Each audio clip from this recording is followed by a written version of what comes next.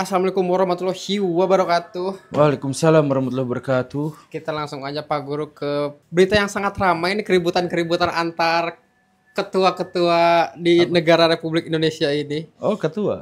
Ini saya beritanya ngambil dari liputan 6.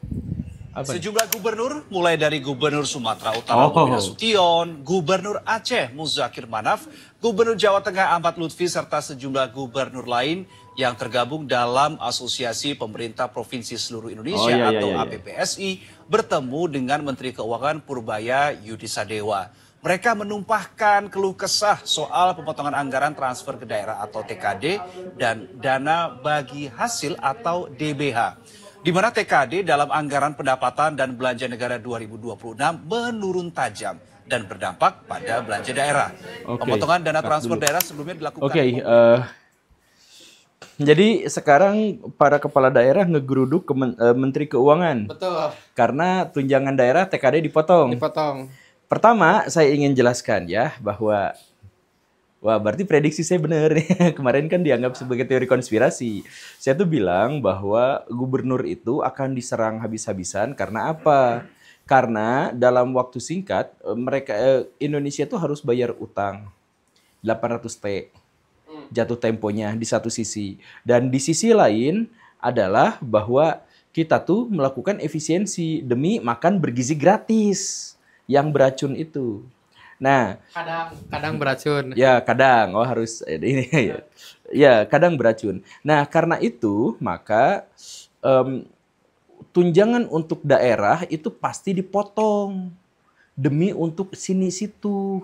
Itu yang pertama tuh yang jadi masalah tuh.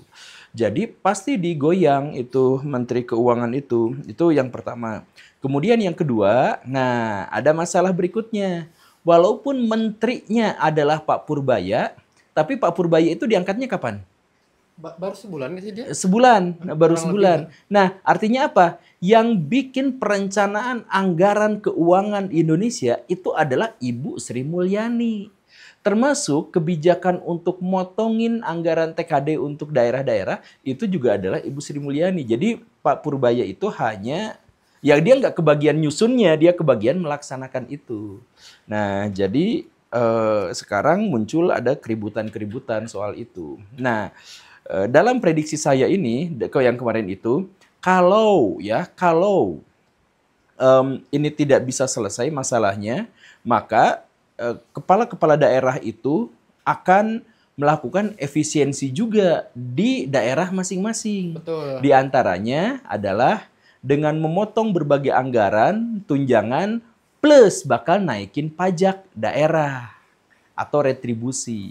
Ini yang bikin masyarakat marah, chaos, dan kemudian ditunggangi oleh para mafia. Nah, itu skenario yang dulu saya buat gitu.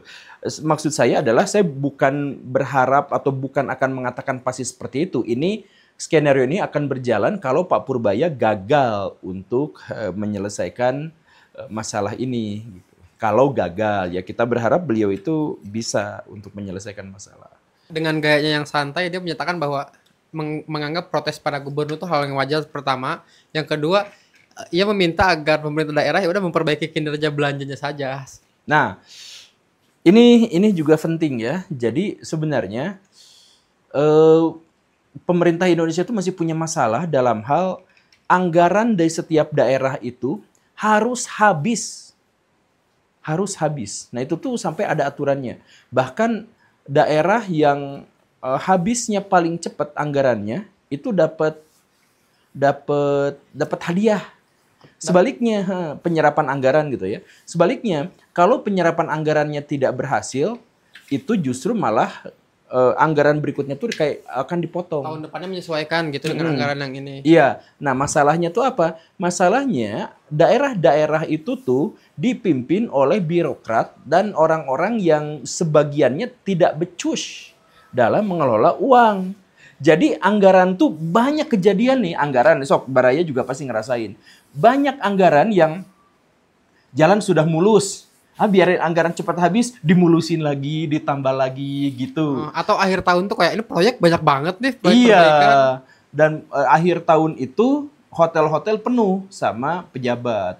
Jadi coba Baraya tanya ke tukang hotel-hotel yang mewah itu antara 40 sampai 60% dari total orang menginap di situ itu adalah birokrat yang menghabiskan anggaran untuk rapat.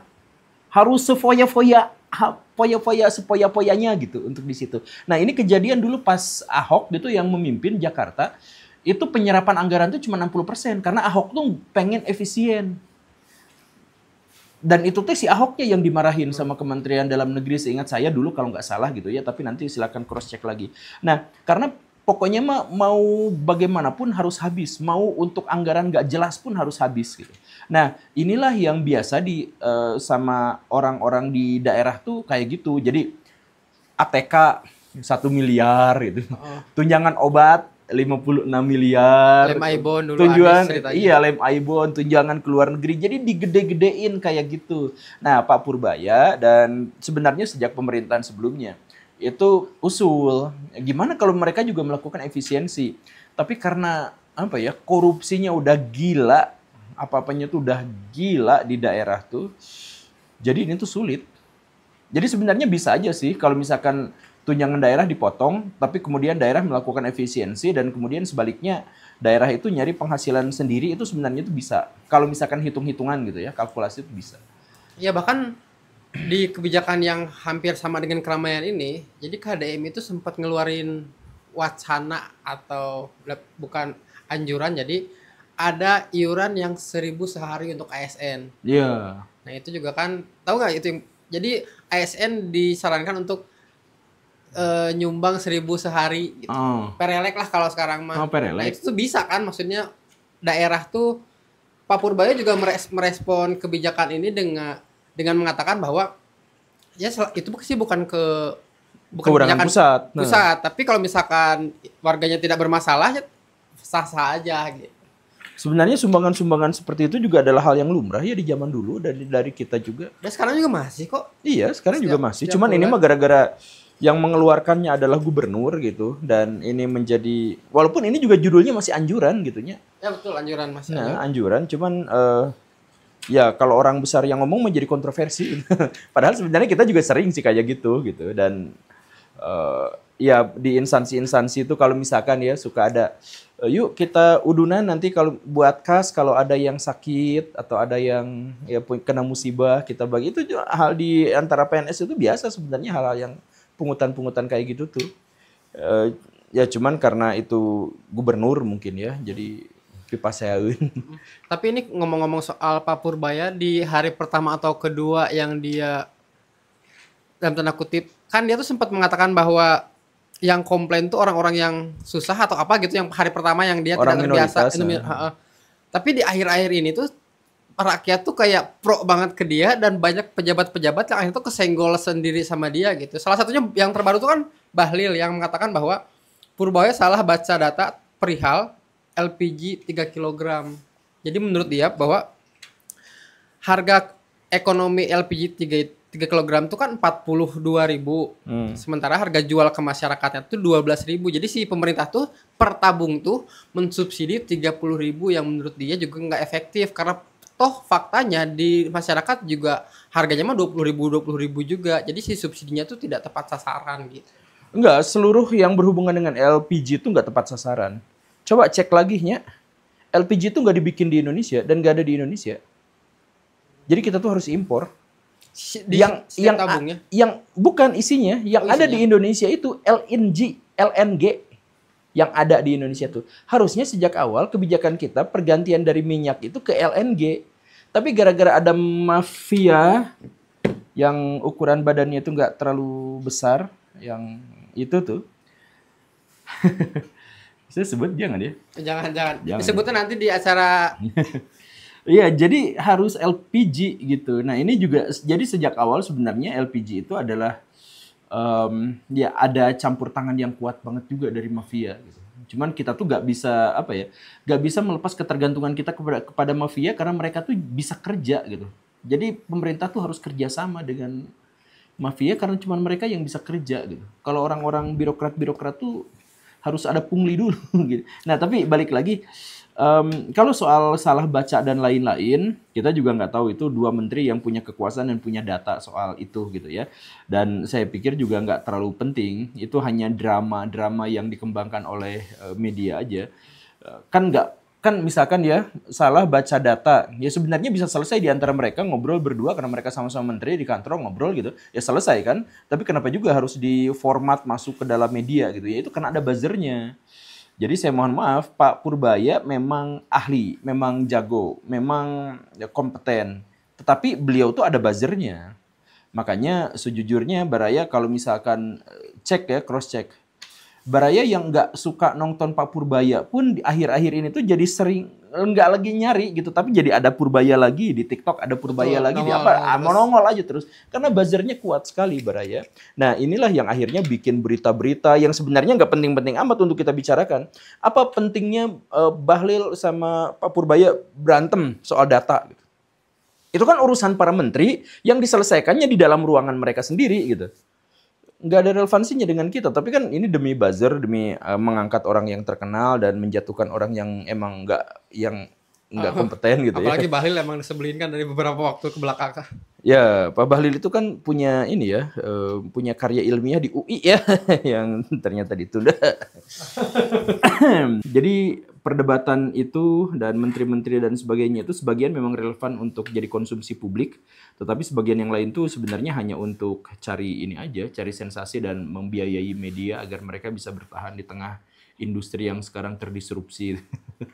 Gitu. Tapi ini kalau misalkan kebijakan si Bahlil dari Pak Bahlil yang tentang dia tahun depan rencananya mau memasukkan 10% etanol ke dalam bensin. Iya. Nah, biar nggak katanya sih biar nggak merusak lingkungan. Iya. Jadi dia tuh kayak ngasih dua opsi gitu. Kalau misalkan kalian cinta lingkungan ya pakai ini gitu. Kalau nggak pakai ini ya berarti kalian merelakan lingkungan rusak gitu. Gini nih. Itu rencananya tahun depan. Iya, tahun depan. Saya sih menduga Pak Bahlil itu dipecatnya tahun depan. Ya, saya menduganya gitu ya. Ini mah dugaan saya, dugaan orang awam yang nggak punya peluru gitu. Dugaan saya, Pak Bahlil itu dipecat tahun depan. Jadi apa ya? Jadi Pak Bahlil itu naik ke pucuk pimpinan kementerian itu bukan gara-gara kapabilitasnya, bukan gara-gara kapasitasnya. Ada banyak konspirasi di sana. Jadi beliau itu saya melihatnya sebagai seorang politisi dibanding sebagai seorang profesional gitu. Jadi maksudnya dia itu kan menteri investasi, menteri SDM. Energi, sumber daya dan mineral. Iya, nah ya menteri-menteri yang kayak gitulah. Ya jadi menteri-menteri kayak gitu tuh adalah menteri yang harus banget terkoneksi dengan dunia global. Bener kan? Lah dia nggak bisa bahasa Inggris. Di situ aja agak membingungkan sih. Bagi saya sih itu cukup membingungkan gitu. Jadi ya Menteri Sumber Daya Energi itu bisa nggak kita kelola sejauh ini? Nggak bisa. Kita belum bisa mengelola energi yang kita punya. Jadi kita ekspor, impor, kita terkoneksi dengan dunia luar gitu. Jadi agak susah kalau misalkan menyebut kompetensi Pak Bahlil dalam hal ini.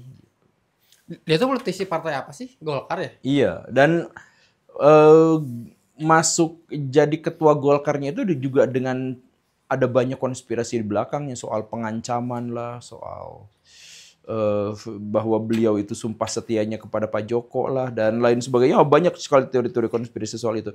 Ya kita abaikan dulu sementara, tapi yang harus kita tegaskan adalah bahwa untuk ukuran kementerian yang beliau pegang, beliau tuh tidak berkompeten. kurang berkompeten lagi.